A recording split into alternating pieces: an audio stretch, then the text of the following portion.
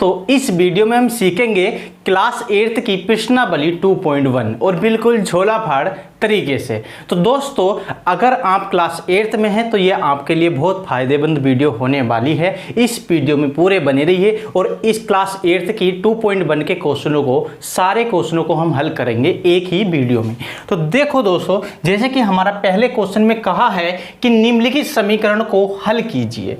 अगर हमारे YouTube channel से जो लोग पहले से जुड़े हुए हैं उन्हें समीकरण हल करना बिल्कुल पूरी तरह से आता होगा और वो इस क्वेश्चनों को आसानी से कर देंगे, क्योंकि इस तरह की मैंने सारी वीडियो पहले से ही यूट्यूब पर डाल रखी हैं कि समीकरण कैसे हल करें, प्रतिशत कैसे निकालें, बिल्कुल सारी वीडियो हमने डाल रखी हैं। अगर हम आपको बेसिक मैथ पढ़ना है तो एक बार आप जाइए, या तो मेरे चैनल के प्लेलिस्ट में जाइए। प्लेलिस्ट में मैंने सारी प्लेलिस्ट बना रखी हैं और बेसिक मैथ नाम से एक प्लेलिस्ट बनी हुई है। उसमें क्या है, आपको सारा बेसिक बता रखा है। अगर आपको मैथ अच्छे से सीखनी है तो उस बेसिक को पहले अच्छे से सीखिए और फिर आपको मैथ पढ़ने में कोई भी दिक्कत नहीं होगी।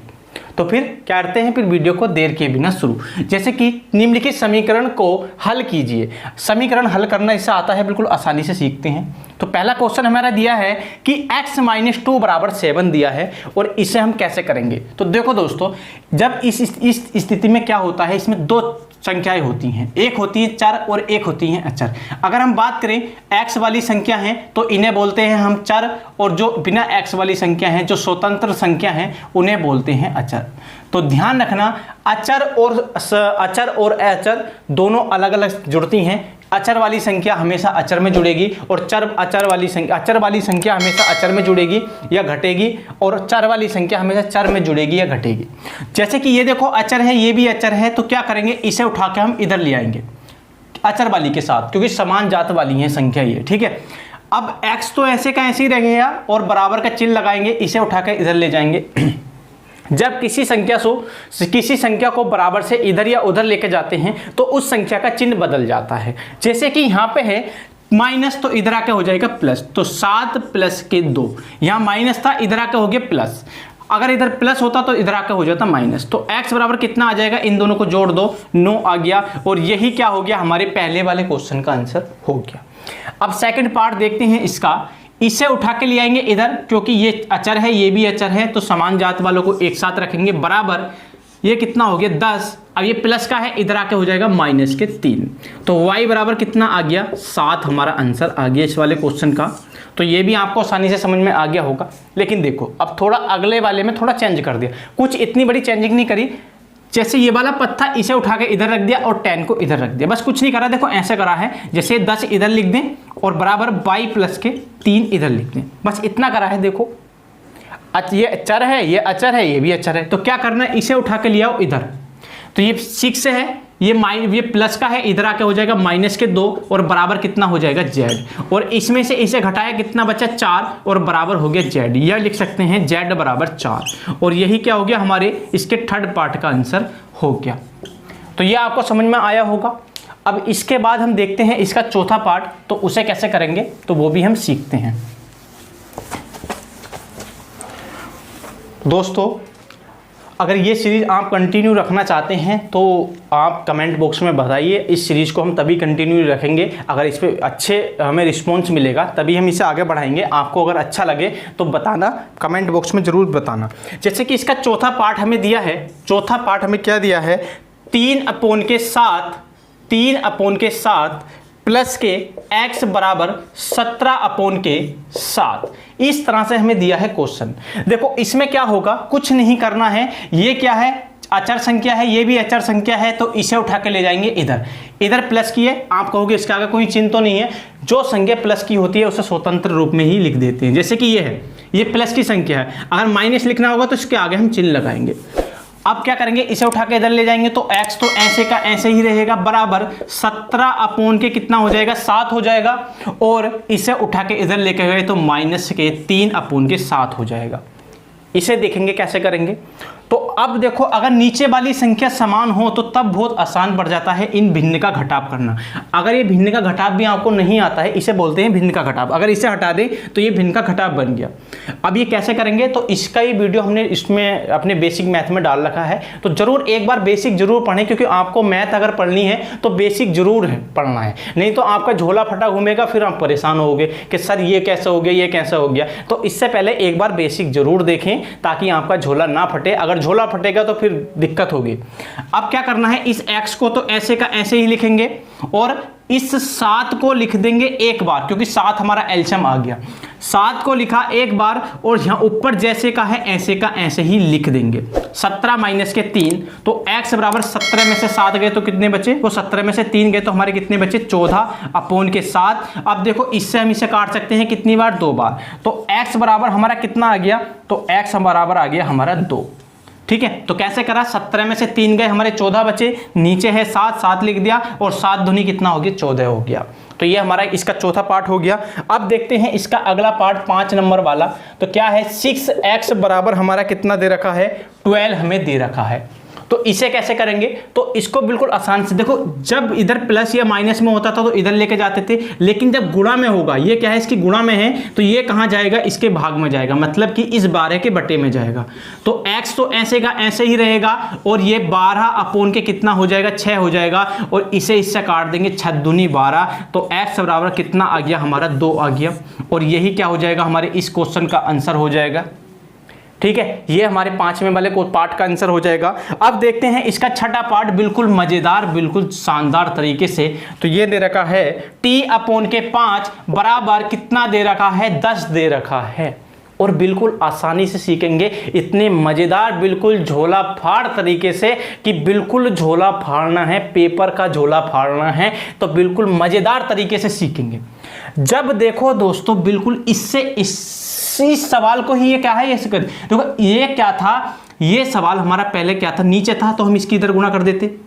जब भाग में होता है तो गुणा में ले जाते हैं, जब भाग में दे रखा है, जब गुणा में होता तो भाग में ले जाते थे, जब गुणा भाग में दे रखा है तो क्या करेंगे, इसकी गुणा में ले जाएंगे। तो t बराबर कितना हो जाएगा 10, और इसे ले गए इधर, पहुंचा गुणा में 5, तो t बराबर कितना आ गया 5 धाई के 50। और यही क्या हो गया, हमारा छठे वाले क्वेश्चन का आंसर हो गया।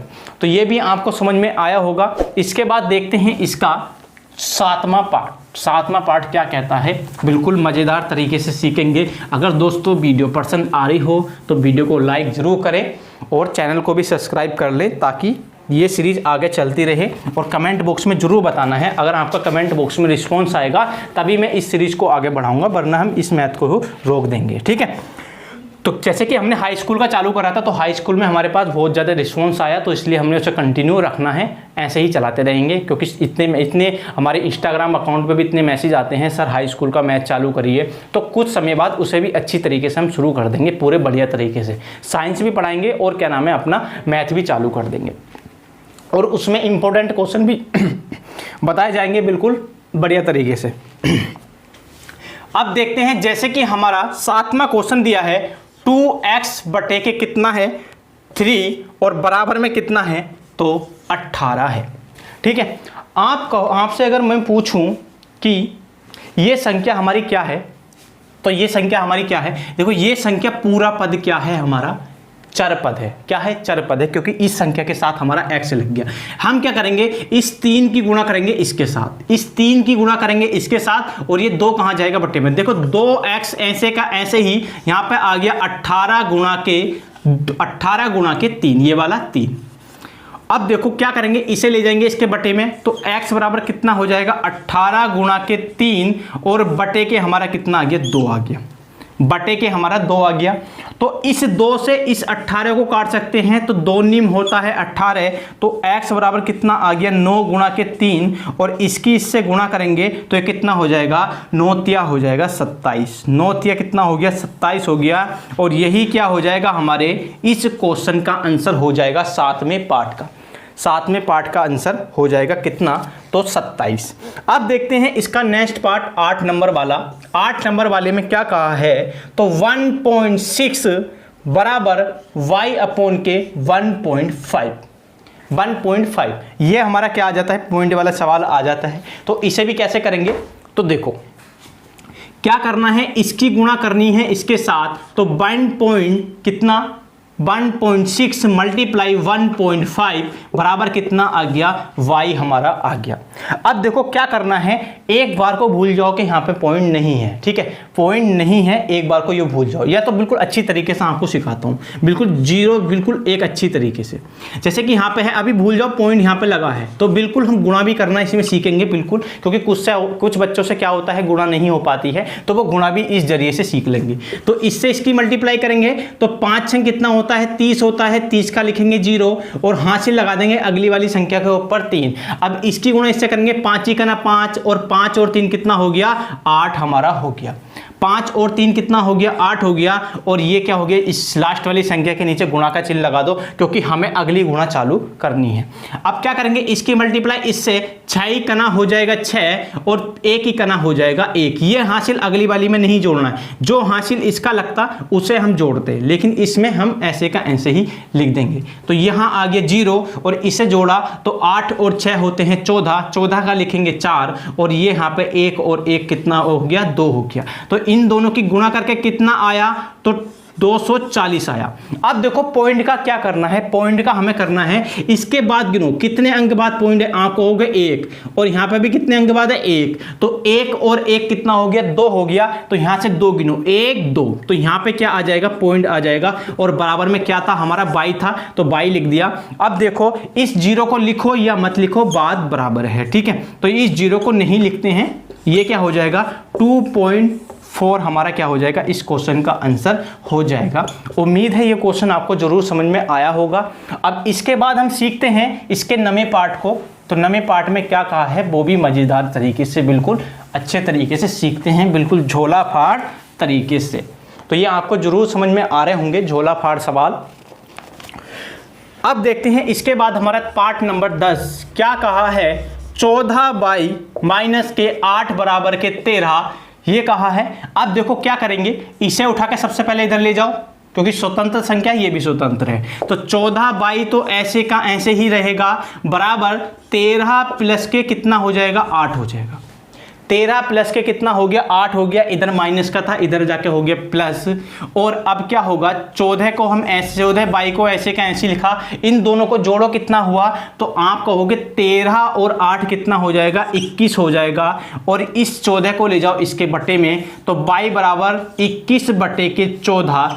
और अब क्या होगा, अब देखो कोई ऐसी संख्या जो दोनों संख्या कट जाए, तो आप कहोगे 7 से जो है वो 21 भी कटता है 3 बार और ये कट जाता है 2 बार। तो बाई का मान कितना आ गया, 3/2 हमारा आ गया। और यही क्या हो जाएगा, हमारे 10वें पार्ट का आंसर हो जाएगा, कितना, बाई बराबर 3/2। अब इसके बाद हम देखते हैं 11वां सवाल। 11वें सवाल में क्या कहा है, तो कहा है 17 प्लस के 6 बराबर 9। तो क्या करना है, जो स्वतंत्र संख्या है पहले इधर ले आओ, तो कितना हो जाएगा, तो 6p तो ऐसे का ऐसे ही रहेगा, बराबर 9 भी ऐसे का ऐसे ही रहेगा। और ये क्या है हमारा 17 है, तो 17 को उठा कर इधर लेके गए तो हो गया माइनस के 17। अब देखो ये सवाल थोड़ा चेंज हुआ है, ये सवाल थोड़ा चेंज हुआ है, वो कैसे हुआ है उसे भी देखेंगे। तो पहले तो 6p ऐसे का ऐसे ही लिखा।